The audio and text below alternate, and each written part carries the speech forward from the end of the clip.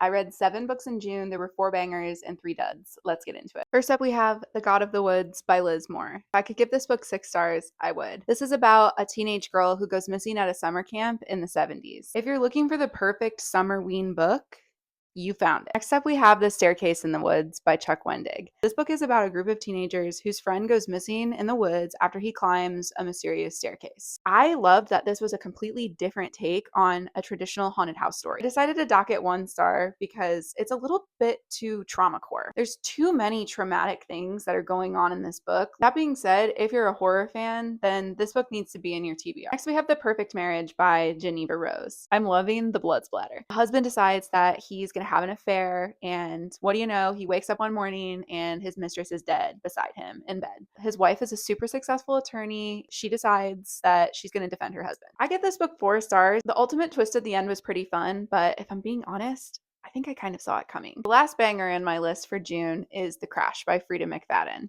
I could not put this book down. This book is easily 5 stars. This book is about a pregnant woman who gets in a car crash in the middle of a crazy snowstorm, and a mysterious man comes to rescue her. This is basically Misery. If you just really enjoy a completely bingeable page-turning mystery, this needs to be on your TBR list right now. Let's move on to the 3 duds. First up, we have Confessions by Kanae Minato. This book is about a teacher who decides to take revenge on 2 of her middle school students after they murdered her daughter. As a former middle school teacher, I had to grab this book. There's actually quite a bit of really good tension and mystery. The problem for me is in the translation. This book was translated from Japanese into English. I think something was lost a little bit along the way. For that reason, I give this book 3 stars. Next up, we have Tell Me What You Did by Carter Wilson. This book is about Poe Webb, a podcast host with a very traumatic past. Her podcast is called Tell Me What You Did, and she invites anonymous people to come on the podcast and spill their secret. Until one day, somebody flips the script on her, and it turns out that Poe has something to confess. The twist wasn't that twisty. I was just so bored in the middle of this book. I think I give this one 2 stars. Last on my June list, we have With a Vengeance by Riley Sager. There's a quote from Frida McFadden on the front.